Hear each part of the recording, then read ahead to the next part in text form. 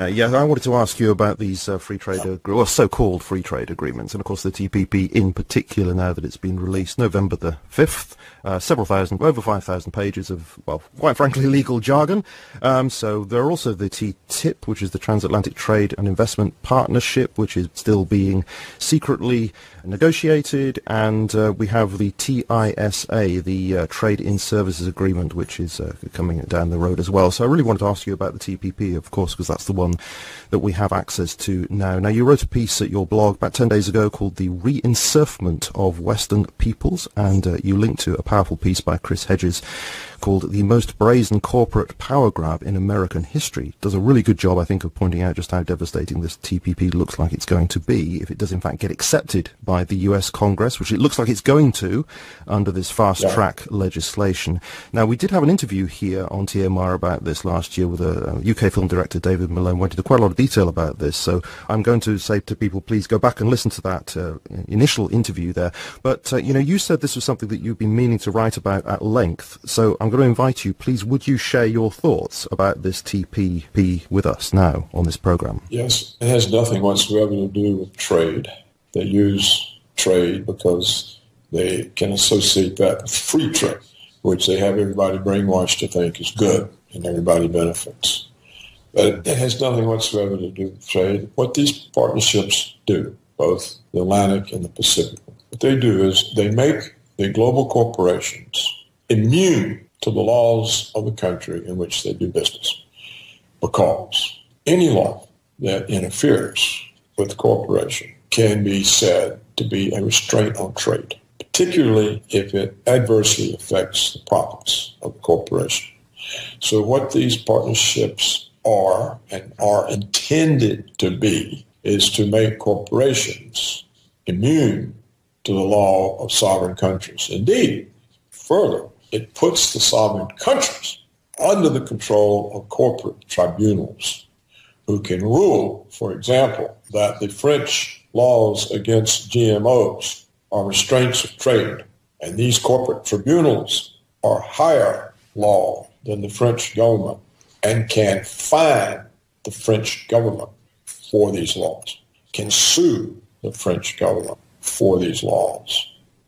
Anything that interferes with the profit of a global corporation is defined as a restraint on trade, illegal, and the sovereign, so-called sovereign government responsible is subject to retribution, financial retribution from the corporate tribunals who sit above the sovereign law of the countries. That's what the partnerships do. Why would anyone agree to this? Because they're paid off. Every one of the negotiators was paid off. You linked to a very remarkable article by Paula Casala in Op-Ed News from 20th of June, and she lists the data here about who was paid what. And there are representatives who voted yes, were paid, she says, $197 million. For the no's, they were paid $23 million. So it's very clear where the weighting is on that one. Well, that is about the fast-track decision that Congress made. And this is about the payoffs in terms of political contributions to the re-election funds of the representatives and senators paid by the corporations that favored the partnerships. And the small amount of money that was paid to the people who voted against it, these are from environmental type organizations opposed to GMOs and that sort of thing. And so, yes, the Congress was paid off with political contributions to grant the fast track. And what fast track means is it means that the U.S. trade representative, that is a corporate agent, can make the agreements with corporate agents of the other countries in secret. And then, when the agreement is made, they go to the respective legislatures of the various countries involved in the agreement to be voted on. And of course, then they'll all be paid off again to vote for it. The payments I was referring to in our conversation now is that each of the representatives from the countries who were negotiating with the U.S. trade representative, they were paid off. And that's how you get a situation where countries agree to give away their sovereignty to corporations. It's impossible for this agreement to go through as they are constructed and not have the loss of the sovereignty of the countries to the corporations. That's what the purpose of the agreement is. It's to make corporations the rulers of the countries. All the other talk is beside the point, and there are many things to get upset about. But to talk about all these other things, it screams what the real thrust is. And the real thrust is that, for example, as I said, the French GMO laws have to be struck from the book. And any other laws that interfere with what corporations want to do. The real engine of this seems to be the ISDS, the investor-state dispute settlement clauses that are embedded in this. So if a corporation has invested in a particular country and that country brings about policy that that corporation feels has in some way damaged what profits it expected to make, then according to this particular legislation, it can then sue that country. That's the particular offence, isn't it? Yes. This ISDS clause. Yes. And I think, too, that it's not up to the country's courts. These partnerships, as they're called, set up tribunals staffed by the corporations themselves that make the ruling. That's the way I read it and understand it. And so, in effect, it basically means the 1% takes the rest of the control. There's nothing left after that. So these tribunals are, you said there are 3 people, and they're making the decision on this kind of thing. Yes, I think that's the way it is. Well, David Malone, who was on the programme, let me just quote from him, because he echoes what you say. Quote, arbitration works as follows. 3 arbitrators will be chosen. One by the company that's taking the nation to arbitration. Second one by the nation to defend it. And the third one will be agreed upon by the first 2 arbitrators. If they can't agree, there's a mechanism for someone just choosing the third arbitrator for you. Those 3 people, and they are just people, they are private individuals, almost exclusively drawn from the top 15 global law firms, companies like Freshfields, which are vast. They're a small group of international lawyers drawn from those companies. Those 3 people, mostly men, mostly European or American, meet behind closed doors. They don't have to publish what evidence was adduced, who gave that evidence, what they said, and they don't have to justify their decision. They don't have to give you a written statement of why they decided in favor of the company or in favor of the nation. And there is no appeals process. And you, as a member of a nation, have, and this I'm quoting from someone, you have no rights within that process. That's a quote from a law professor who's an expert on arbitration. No rights. No rights in this process. Right. That's exactly correct. And keep in mind that these law firms are the law firms that serve the corporations. So they're not in any sense independent either, because all their revenues come from representing the corporations. So that's exactly the case. That's what I said. It simply means government is dispensed with. There's no point in having presidents, prime ministers, parliaments, or even courts, because all decisions are now made by the corporations. And they have total control over the outcome and don't have to give any accounting of how they make decisions. So what you read is correct, that person is correct, and that's the intent of these partnerships. And again, how much of this is the media telling you? Virtually nothing. Nothing. Yes, indeed. Well, I've mentioned it to people in my own, social life, and they just look at you blankly. Yeah, I know. There are a couple of other things that I wanted to just bring to attention.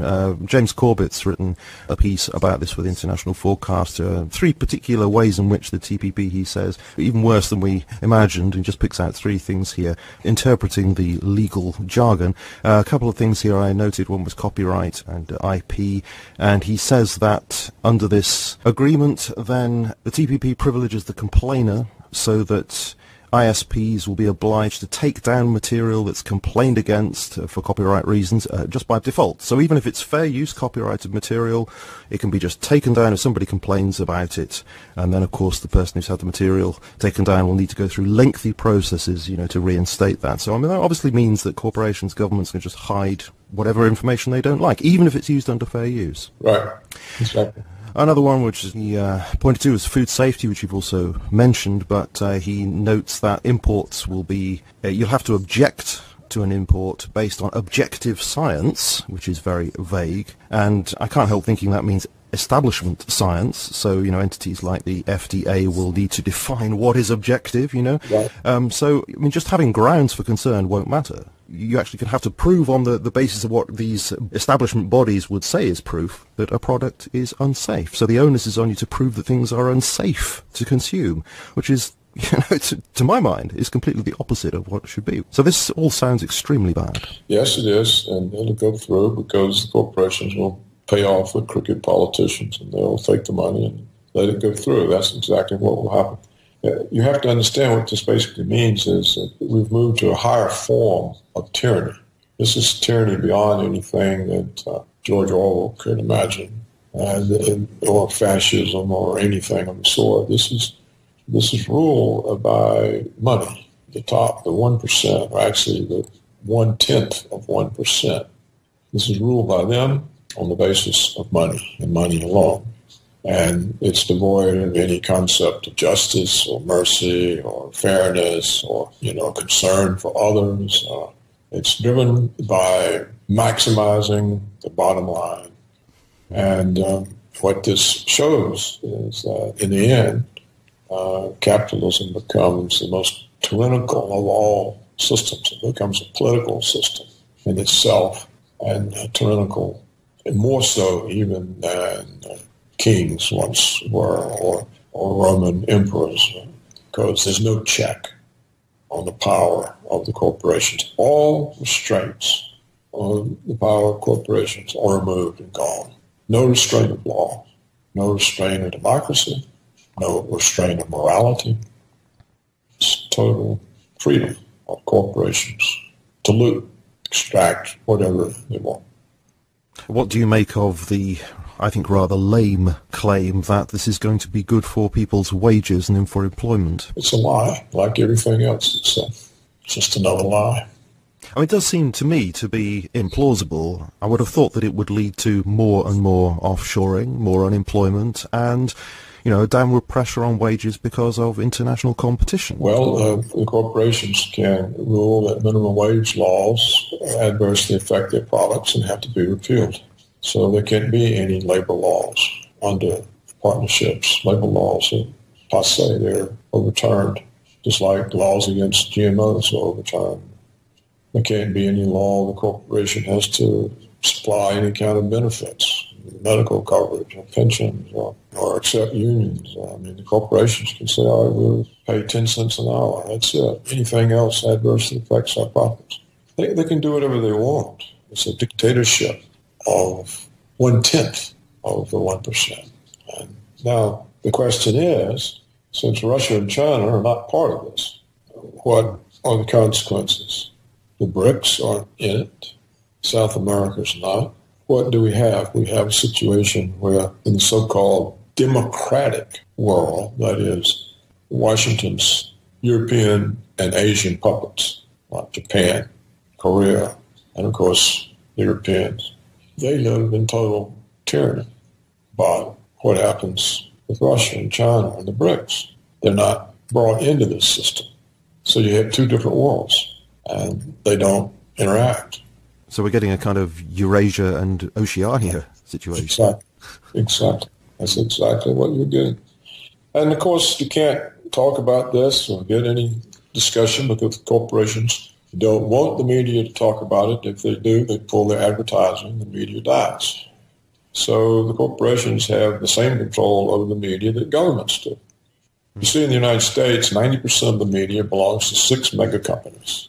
The value of the companies is their federal broadcast licenses and their advertising revenues. If they go against the government, the federal broadcast licenses might not be renewed, in which case companies worth billions and billions of dollars fall to zero net worth. If, on the other hand, they annoy the people who provide the advertising revenues by exposing these partnerships or anything of the sort, there go the advertising revenues. And so their revenues fall, their costs don't, they're bankrupt. Yeah. So the media essentially the Western media has no independence. None. Yes, it's Noam Chomsky, isn't it, who describes corporations as being psychopathic in structure, and it looks to me as if they're somehow sort of projecting that psychopathy onto the whole globe, really, as just a sort of a structural reality of their existence. It doesn't need a huge conspiracy to bring this about. If that's what corporations are like in the way they actually function, then if they go global, then they do that to the whole world. Exactly. Mankind faces an enormous number of crises about which people are essentially ignorant, have no idea. And you can't tell them. Certainly the media will not tell them. Well, of course, the alternative media can, but then, of course, it's very easy to say, well, we'll dismiss the alternative media because they're just a bunch of conspiracy theorists. Right. They're conspiracy theorists. That's right. The other thing I did want to ask you just very briefly about is the TISA, which sounds really quite frightening in its own way, where service industry is going to be liberalised so that governments are going to find it harder and harder to actually provide public services. And I've read that the US Postal Service is most likely to become privatised in various ways. Now, I turned to the European Commission's website to see what the EU is saying about this, and they say... This is what they say, that education, health, social services, water, TV, and of course justice, police, etc., are going to be protected in various ways. And they're very positive about that. It's a sort of Q&A. Will this be affected? Will that be affected? They say, no, don't worry about that kind of thing. But, I can't help but fear, when you give these definitions, education won't be affected, that's okay. Governments will still be able to provide that. It's so vague that there may be all sorts of services within education that could be privatised, that I'm not sure where this begins and ends, So my fears are still for those very areas that they say are going to be protected. I mean, what do you feel about that? Do you think even those areas are under danger? Yes, I do. We just look at the extent of privatization within the United States military. All sorts of functions that used to be performed by the military itself are now performed by highly paid private enterprises. Look at the enormous amount of privatized prisons in the United States. We now have a massive number of privatized prisons. The contracts require that the prisons be kept full. The inmate population is leased out to private companies for tiny wages, 69 cents an hour, stuff like that. These prison populations are employed producing all kinds of things, military gear, customer service work for corporations. Some of them are making components for Apple Computer. All of this is another lucrative aspect of the privatization. The labor is leased out to private firms and is not paid. So we could easily have a situation where education is officially provided by the government, and yet all this teaching staff work for some company that the local education authority is... Yeah, they will hire a private firm to come run it, yeah. This has happened extensively in the military. It used to be soldiers would have KP duty, that meant kitchen duty. They'd sit there peeling potatoes. The Army now is all fed under private contracts by private firms. That's just one example. The national health will be privatized. The government will hire private firms to provide the medical services. And yet they specifically say, no, that's not in danger. And yet the picture that you're painting here is of it being eaten away from inside by all these privatized arrangements. Yeah, never pay any attention to anything a government says. What government has ever kept its word about anything? In fact, I challenge you to find one true statement coming out of the United States government in the last 20 years. One. Just find one. I'll have a go, and I might get back to you at length. Or perhaps not. So I think we've covered it, Julian. It's a dangerous situation for the West. I think the West essentially no longer exists.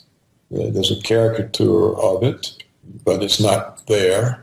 All of its institutions, things like civil liberties, things that people fought for centuries. Where it began with in England with Magna Carta. First, only the aristocracy had any civil liberties, and then over the centuries, gradually gets extended. You get the Glorious Revolution, 1680. Now Parliament is supreme, not the king. King's subject to law. People are protected by the rule of law. These are massive achievements that took centuries. They're all gone. 9/11 got rid of all of them. Because everything that's happened since 9/11 has been a consequence of that agenda. The latest being the Paris attacks, which has now gotten rid of whatever civil liberties the French had. And the same thing will occur in Britain. I mean, you've already had your post office sold off and privatized. Sure. They can sell the post office. They can sell the national health. So how can the corporations make money when all the jobs in the West are offshore and nobody has any money? Because in the United States, the real median family income has been falling for years. So where is the consumer demand? How do you make money? You can't. The way the corporations make money now is they appropriate tax revenues. The government hires them to perform public functions and pays them with tax revenues. It's the only way corporations can make money. The banks can make money by extracting economic rents, capitalizing them into debt obligations, and collecting interest. But nobody else. There's no other way you can make any money. And if you've got any savings, how can you make any money in the savings? You've got zero interest rates, negative interest rates. Stock markets, which are, you've got to be crazy to be in there because it's all a house of cards. It's a gambling casino. Nobody can make money. The corporations can't make money. And so they're moving into being paid to perform public operations out of tax revenues. They pay tax revenues. So you've had cities like Chicago that sold off the revenues of their parking meters.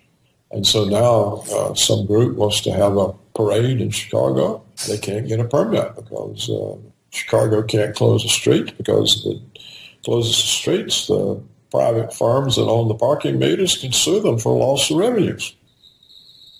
So all of these things are already happening. Yeah. The picture that you're painting here actually ultimately fits very much with what Patrick Wood talks about technocracy. That essentially we're ultimately looking at a power grab, a takeover of everything, so that nobody's going to be able to do anything but by the say-so of these corporate fascist entities, which are identical, really, with government. Just power bases, and that's it. Yeah, they become the government. Like we said, the partnerships make them the government. They're higher than the government. They just own everything. They own the right to make all the decisions.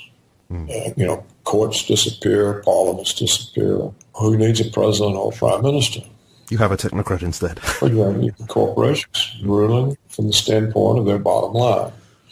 Sure. So we've covered the waterfront. The people need to know this. I'd like to know if your readers actually believe what we are telling them. I'll let you know. One last thing I will ask you is, do you think there's any chance that the TPP will not go through, or do you think it's just fait accompli? I kind of think the French would have protected their food because that's important to them, and that they would have probably blocked it or at least gotten some kind of concession. It might have been a fake concession full of loopholes. But now with these Paris attacks and the way that's playing out, I think that people are just now going to be swept along with whatever comes. I don't think that the Western people are up to the challenges that they face. So you think the TPP will be fast-tracked through and that'll be that? Yeah, it will. That's what I think. So, I mean, if that is the case, then what is left for us? I mean, is it just a case of organising boycotts of products and targeting, where you put your investment, and consumer unions, depositor unions, fighting back with your pound and your dollar? I mean, is that all we're left with? I don't know. It may be that if you boycott something, you're adversely affecting your profits and you may get sued. It's hard to know. I don't think anybody will have any rights but the corporations. Yeah. So probably you can't do anything. And the real question is whether the Russians and Chinese will get caught up in this. Their economists they're the same as ours. They're all these neoliberal people. And what neoliberal economics does is justify the right of private property to exploit and loot. That's all neoliberal economics is. It's a justification for corporate rule and looting. And so and the Russians, they want to be part of the West. So they can be folded into this just from their own misplaced aspirations. The Chinese, I don't know. They want to be rich too. They like all this billions and being billionaires. And it's unclear whether they'll be rolled into it as well. Russia has these oligarchs, these billionaire oligarchs that are essentially, as far as I can tell, independent of the government. And Putin has not reined them in. I would have thought by now he would have dispossessed them because it's an unfriendly power source. They have adverse effects on Russian economic prospects. They probably have political power that can be used against them, against the Russian state. They probably are allies with globalism. These billionaire oligarchs in Russia, they're probably allied with Washington and London. And yet they're there, nothing happens to them. What they have is stolen, and they should be nationalized, dispossessed. In fact, they probably should be put in prison. But nothing happens. So I don't know. I think, Orwell said something about the future being a boot in the human face forever. And this may be the worldwide result, may be where we're all headed. So that may be the face of what has been called for so many years, but now we're justified perhaps in calling the New World Order. Yeah, it's the boot in the human face forever. In other words, you can't get it off. You can't. There's no more revolt. But you think there is a chance that it won't go there because of the other side of the equation, the BRICS side of the equation? If they have the realization, I'm not sure they do. And if you look at history from the 19th and 20th century, the dominance of the West, and everybody looks to the West. And Putin seems to be a leader capable of decisions, but he also has these inclinations to be accepted in the West and cooperate with the West, and he keeps calling his deadly enemies his partners. I mean, we've made it completely clear we want to destroy him. We even had former CIA officials call for his assassination, and John McCain called for his death, and he still talks about his American partners. For long after the fall of Rome, the barbarians still sort of worship the Roman emperors. And on their coinage, they always had a picture of Caesar. Because the authority of money was associated with Rome, Caesar. You have these coins from the barbarian kingdoms that followed Rome, and they've got Caesar. So I don't know, Jim. I can't say. No, sure. But there are still some question marks out there, and perhaps we can hope that there's something lurking behind the question marks that there still are. And of course, if we are looking at, as you described it with the Orwellian phrase, the boot on the face forever, and we're looking at that monolithic New World Order, then it seems, certainly from my perspective, that we would be looking only at a transcendent hope. But of course, that's something for which this particular station stands for, so I would still hold out that hope to people to look to that transcendent hope. But when you're actually looking at just what's going on in the world today, I think we have to be very much realists, and I thank you ever so much for coming on and sharing your perspective with us. I do hope that people do take very seriously what it is that you say, and that whatever it is that we can do, and maybe it's very puny, but whatever it is we can do, that we share